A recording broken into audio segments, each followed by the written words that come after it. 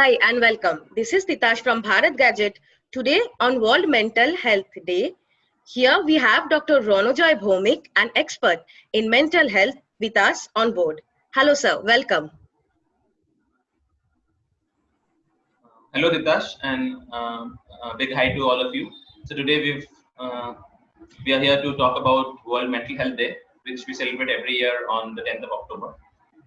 So let's start. Yes, sir. Definitely. We are here to talk about mental health and its importance. So here I start with a basic thing that we all know mental health is still a taboo to the society. So what is mental health according to you as an expert? Right. So the WHO defines health as a complete physical, mental, and social well-being, and not merely the absence of health or disease or infirmity. So as you can see from the very definition of health, the WHO has included the mental aspect of health in its definition. And why have they done this? Because without complete mental health, an individual is not able to realize his full potential. And with mental health and with providing proper mental health services, we enable society and the individual on an individual level to go outside and achieve their potential. Yes, sir. So, sir, how can we identify if someone has a mental health problem? Right. So the only way of recognizing mental health problems is keeping a close watch and being very vigilant. So whoever is the close family member and whoever is the primary caregiver, for example, the parent for the kid, the partner in a relationship, or the other family members in a family, they should observe if there are subtle changes in the behavior, how the person was before and how they are acting now, if the person is becoming irritable, if the mood has been low of late, if the person is indulging in activities which he would not have otherwise, if there are problems in sleep. So by observing this whole gamut of behavioral changes, that is how you get a clue that there might be something wrong, and that is when you should take that individual to the mental health professional, which is either a trained psychologist or a psychiatrist. Okay, sir. So we all know about depression. Like we came across recently Sushant Singh Rajput's death. So we all are acquainted with the word depression. So what is actually depression, and what are the causes, or like does this severe depression leads to suicide and all? Right. So that's a very important question because according to pop culture, we are using certain terms, just liberally. For example, the terms such as depression, anxiety, panic attacks. Even I've seen people in Bollywood use the term schizophrenic or bipolar, like like it's the local sweet that's distributed on the road. But all these are clinical diagnoses. There are certain criteria for them. So, for example, depression. We only term it depression when the problem is persistent and pervading. His functioning and his social functioning and his relationship with his close ones has been impacted. So, and that and these symptoms, for example, low mood or inability to enjoy activities which he found enjoyable previously, subtle changes in sleep. For example, the person finds it difficult to fall asleep or falls asleep much later. A classical symptom when it comes to sleep is that the person wakes up early in the morning in depression. Then the person may feel a certain amount of loss of energy or fatigue towards the end of the day. Minor changes in behavior like some amount of agitation or withdrawal or just keeping to himself, not wanting to interact with others, and certain other aspects like certain negative thoughts, feelings of worthlessness, certain thoughts, and when these get towards the serious end of the spectrum, the person may also end up having suicidal thoughts. And whenever the person comes to us, we try to evaluate if these symptoms match, and if the person is serious or suicidal, then we try to evaluate and sort out a plan for them, which might need both medicines as well as therapy. Okay, What was the second part of the question? I forgot. okay, so You sir, asked what me causes? Yeah, what were the causes, right? yeah. What's the causes? Right, right. So the when it comes to mental health, it's not really one cause. There are two, three aspects which we look into. For example, the person may have a genetic predisposition.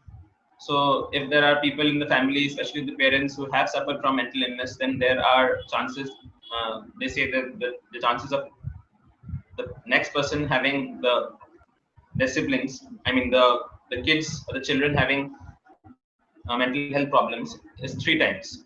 But that doesn't mean that the person will suffer from the disease itself, because on top of the genetic predisposition, if the person has a stressful life event, for example, if the person had a traumatic or a difficult childhood, if there's some event of abuse in the childhood or during the teenage, then these factors, they play a role together. For example, the genetics, these stressful life events, and then there are some biological factors. For example, certain inherent, changes in the neurotransmitter level, serotonin, dopamine, and norepinephrine. And some people are just found to have them in low quantities. So we need to look into these biological factors, these social factors, and the psychological factors. That is, if the person has a tendency to think in a negative thought pattern, or if the person finds it difficult to come out of these automatic negative thoughts. And it's a complex or a whole gamut of these problems. That is the genetic, the psychological, and the social. And by genetic, I mean both the biological aspects and the neurotransmitters. So we look into all these aspects when it comes to the pathogenesis of mental health problems.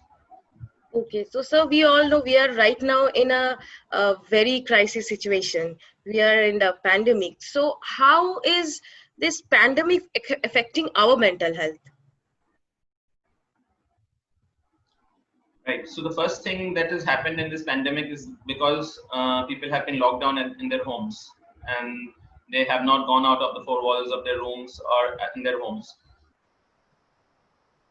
Movement and being out in the open is very essential for our mental well-being.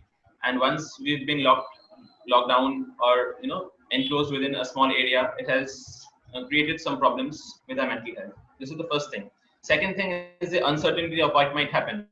We are dealing with a disease of which we really don't know about.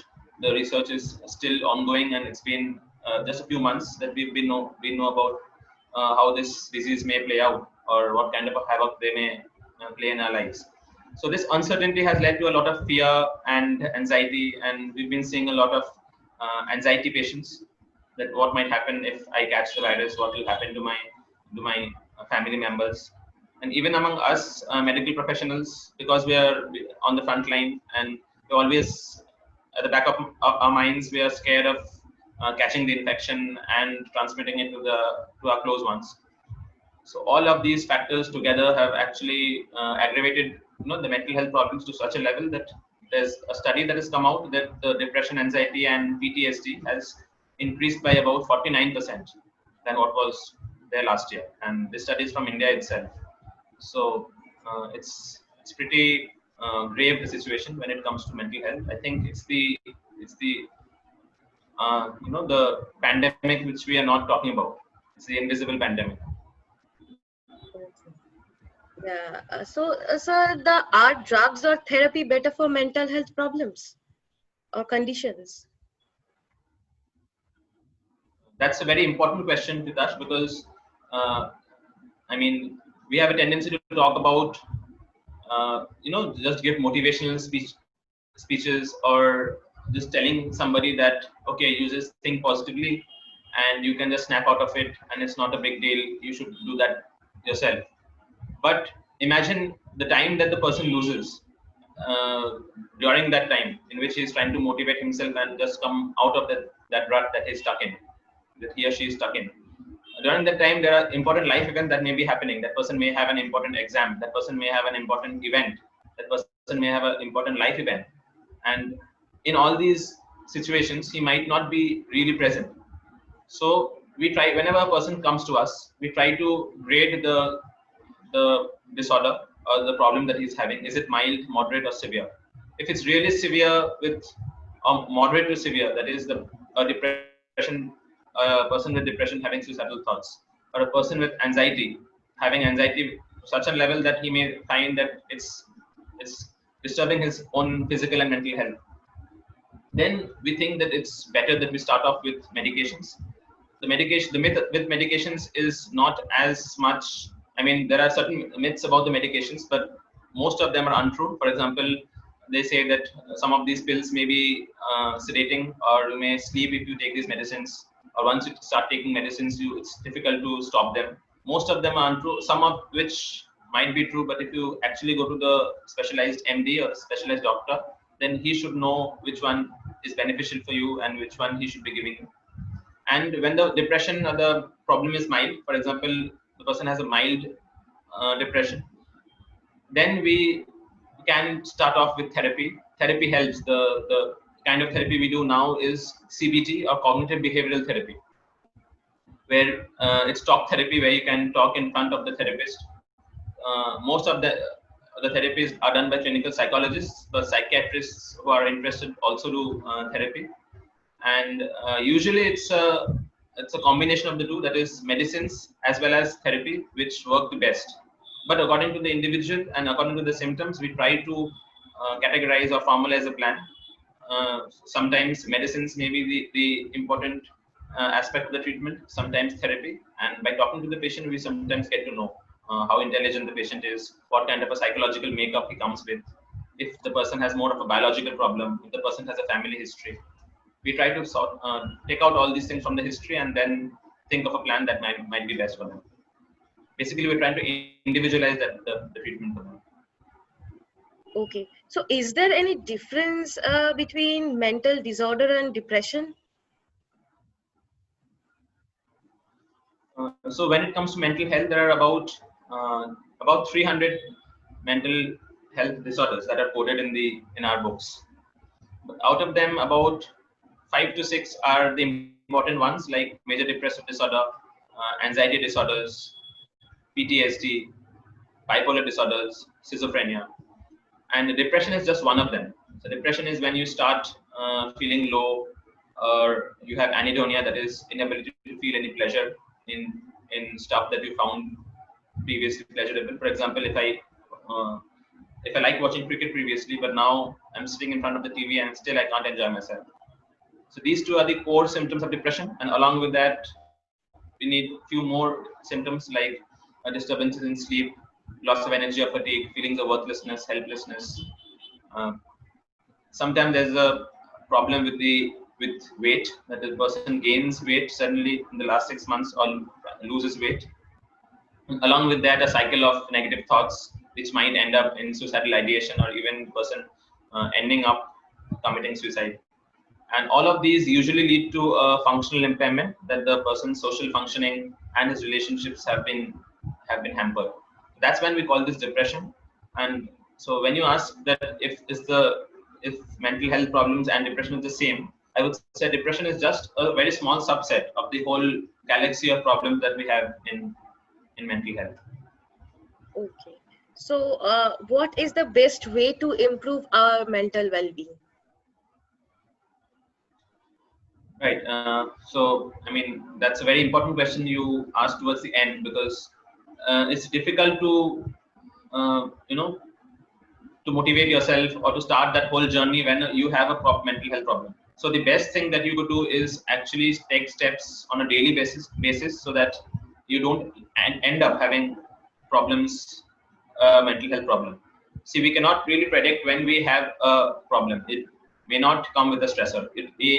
If you have the biological component in you, then it may start by its own, any mental health problem. So if you just take care of yourself daily, for example, if have a proper sleep habit, you're sleeping every day for about 7 to 9 hours. You go to sleep every day at the same time, or try to, because I know that's very difficult. And you wake up at the same time. Uh, then before sleep, you try to switch off the lights. Try to avoid stimulants like coffee, tea, cold drinks towards the evening. Apart from sleep, having a proper diet, a fixed balanced diet with the correct amount of carbohydrates and proteins. having a daily basis in which you have about 20 to 30 minutes of daily exercise, including yoga, because movement has been an important uh, role player in the maintenance of your mental health. And apart from that sorting out your day and giving some time to yourself, so that about 30 minutes you try to blog. I mean, try to do the activity which you enjoy yourself, and not by the compulsion of your work or by somebody's orders. For example, if you like drawing, if you like blogging or writing, then just give yourself that time about half an hour, so that you re-energize yourself every day. And apart from that, being self-independent, uh, and at the same time having a group of individuals or a group of friends who can become your support system. Okay, thank you, sir. Thank you for being so informative. Thank you for your precious time. Thank you, sir. It's been a pleasure, Titas. Thank you so Thank much. you. Like, share and subscribe our channel and follow us for more updates on our social media handle.